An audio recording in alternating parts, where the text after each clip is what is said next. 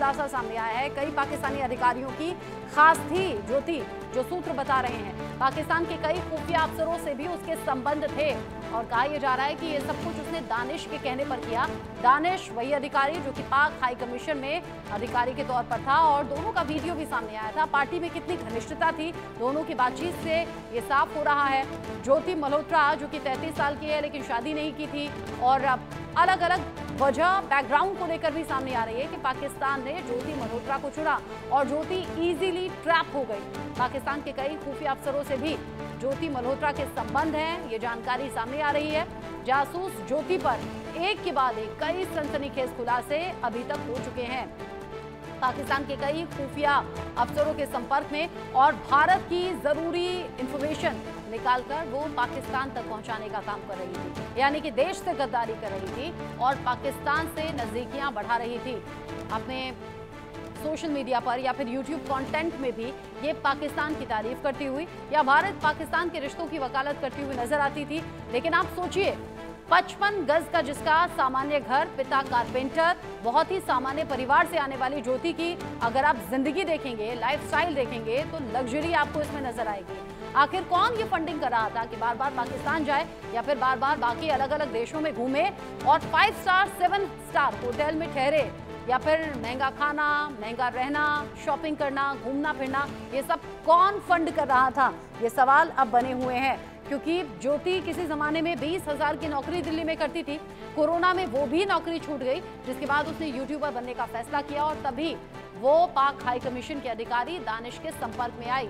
कुछ दावे तो ऐसे भी हैं कि दानिश ने ज्योति मल्होत्रा से निकाह किया और प्यार के चक्कर में आकर दानिश के कहने पर ज्योति देश से गद्दार हो गई। एक और बड़ा अपडेट आप जान लीजिए, गद्दार ज्योति पर एक और सनसनीखेज खुलासा हुआ है। पाकिस्तान में ज्योति को स्पेशल सुविधाएं मिलती थी।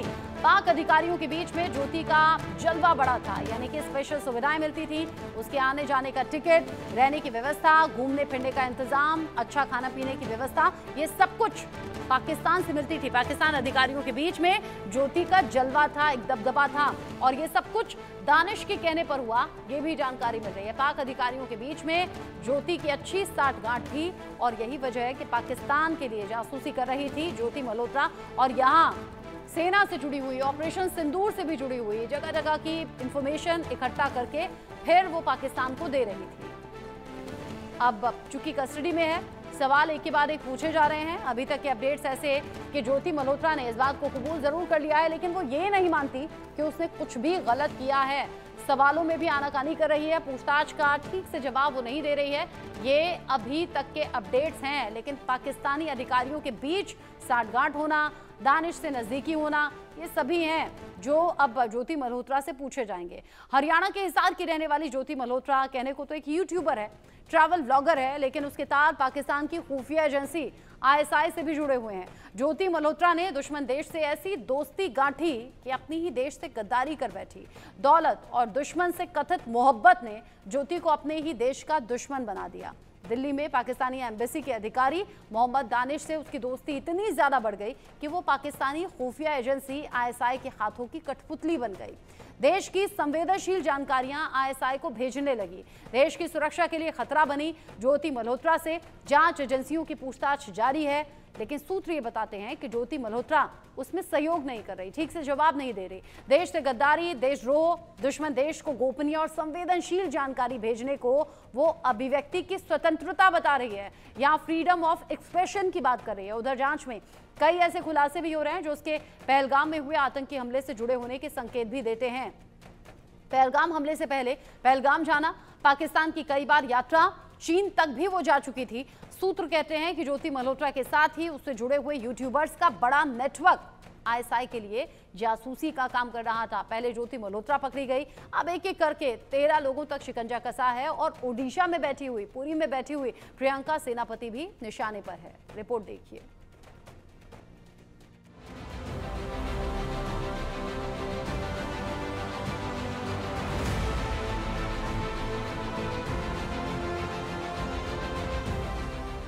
देश से गद्दारी, पाक से यारी, ज्योति की संदिग्ध गतिविधियां सारी। पहलगाम से पहले पाक का दौरा, ज्योति मल्होत्रा देश के लिए खतरा। आईएसआई एजेंट से गहरा रिश्ता, दुश्मन को बेच दी गोपनीयता। ज्योति जासूस। पाकिस्तान के लिए जासूसी के आरोप में गिरफ्तार यूट्यूबर ज्योति मल्होत्रा को लेकर जैसे जैसे जांच आगे बढ़ रही है, उसके नए नए टेरर लिंक सामने आ रहे हैं।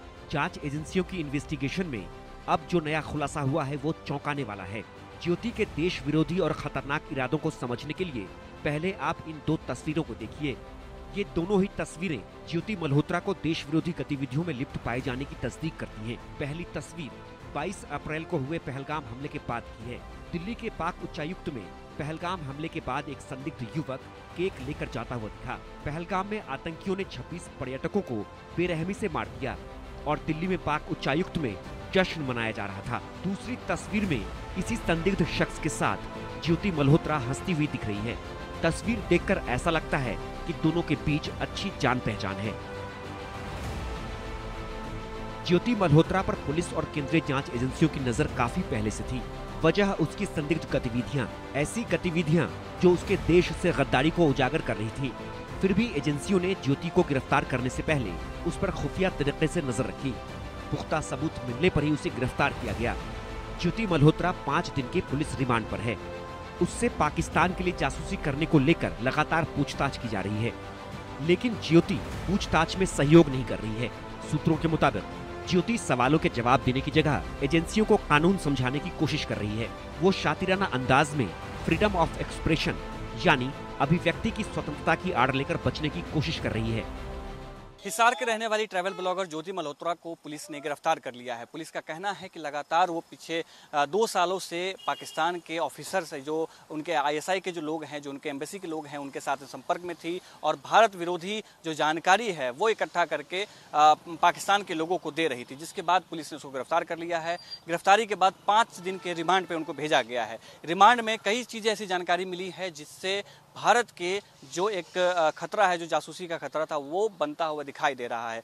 पुलिस से लगातार बातचीत में ज्योति कोई कोऑपरेट नहीं कर रही। वो फ्रीडम ऑफ एक्सप्रेशन का नाम ले रही है और असंवैधानिक अधिकारों का जिक्र कर रही है कि उसकी मर्जी है वो क्या बात करेगी, किससे बात करेगी। वो ये भी कह रही है कि दोस्ती करना गुनाह नहीं है। मैंने पाकिस्तान के लोगों से दोस्ती किया है, पाकिस्तान के लोगों के साथ में दोस्ती करने से ही उसकी बातचीत आगे बढ़ी थी और कोई किसी तरीके की बात नहीं है। लेकिन सवाल ये उठता है कि आपकी दोस्ती ऐसे लोगों से क्यों होती है जो देश के विरोधी गतिविधियों में शामिल होते हैं। जो पूछताछ में और भी कई जानकारियां मिली हैं। हरियाणा पुलिस का कहना है कि उसने कई ऐसे ब्लॉगर के नाम लिए हैं जो इनके संपर्क में थे। लगभग 7 ऐसे पूरे देश में लोग गिरफ्तार हुए हैं जो भारत के खिलाफ जो है षड्यंत्र रच रहे थे, पाकिस्तानियों को जानकारी दे रहे थे। ज्योति ने पूछताछ में ये भी बताया है कि हरकिरत सिंह जो है हरियाणा का, वो कुरुक्षेत्र का रहने वाला है और कुरुक्षेत्र से हरकिरत सिंह ने ही इसको दानिश जो था, जो पाकिस्तानी हाई कमीशन में काम करता था, उससे उसकी भेंट करवाई थी और पूरे प्लानिंग में जो है अहम रोल तीनों का रहा है। लोकतंत्र में अभिव्यक्ति की स्वतंत्रता तो है, लेकिन देश से गद्दारी की कीमत पर नहीं। देश की सुरक्षा, देश के खिलाफ जासूसी करने की कीमत पर नहीं। दुश्मन देश से संवेदनशील जानकारियां साझा करने की कीमत पर नहीं। देश की संप्रभुता, एकता और अखंडता को खतरे में डालने की कीमत पर नहीं। यूट्यूबर ज्योति मल्होत्रा के लैपटॉप और मोबाइल से कई अहम सुराग मिले हैं। इनमें देश की गोपनीय और संवेदनशील जानकारियां पाकिस्तान को भेजना भी शामिल है। सूत्रों के मुताबिक ऑपरेशन सिंदूर के दौरान भी सीधे पाकिस्तानी खुफिया अधिकारियों के संपर्क में थी। वो व्हाट्सएप, टेलीग्राम और स्नैपचैट के जरिए संवेदनशील सूचनाएं देश के दुश्मनों तक पहुंचा रही थी। ज्योति के दिल्ली में पाकिस्तानी एम्बेसी के अधिकारी मोहम्मद दानिश से न केवल करीबी संबंध थे, बल्कि दानिश की मदद से वो पिछले 1 साल में कई बार पाकिस्तान भी जा चुकी है। दानिश की मदद से ही वो पाक खुफिया एजेंसी आईएसआई के संपर्क में आई। पाक खुफिया अधिकारी के साथ उसके इंडोनेशिया के बाली द्वीप पर 1 हफ्ते तक रहने की बातें भी सामने आ रही हैं। ज्योति के सोशल मीडिया अकाउंट पर ऐसे कई वीडियो मिले जिसमें वो पाकिस्तान के उच्चाधिकारियों के साथ दिख रही है। यहाँ तक कि पाकिस्तान के नेशनल डे पर ज्योति को पाकिस्तान हाई कमीशन में बुलाया गया था। जासूसी के आरोप में गिरफ्तार होने के बाद उसके इंस्टाग्राम अकाउंट को सस्पेंड कर दिया गया है। हालांकि ज्योति का फेसबुक और यूट्यूब अकाउंट अभी भी चालू है। जांच एजेंसियां उसके पैसों के ट्रांजैक्शन, विदेश यात्रा और पाकिस्तान के अधिकारियों के साथ हुई बैठकों की गहन जांच कर रही है। जांच एजेंसियों को शक है कि ज्योति मल्होत्रा के तार पहलगाम आतंकी हमले से भी जुड़े हो सकते हैं, क्योंकि पहलगाम आतंकी हमले से करीब 4 महीने पहले वो पहलगाम गई थी और कुछ दिनों के बाद उसने पाकिस्तान की भी यात्रा की थी। इसके अलावा ज्योति एक बार चीन भी जा चुकी है। उसने वहां का वीजा मांगते हुए वीडियो भी शेयर किया था। पुलिस और केंद्रीय जांच एजेंसियां ज्योति के ट्रैवल के तार जोड़ने की भी कोशिश कर रही है। ज्योति मल्होत्रा से जुड़ी इतनी सारी संदिग्ध गतिविधियां बताती हैं कि राष्ट्रीय सुरक्षा से जुड़े गंभीर षड्यंत्र में वो शामिल थी। Bureau report, India news. YouTuber Jyoti को लेकर एक और बड़ा खुलासा हुआ है। कबूलनामे पर एक्सक्लूसिव खुलासा ये है, ज्योति ने माना है कि हाँ, खुफिया जानकारी पाकिस्तान तक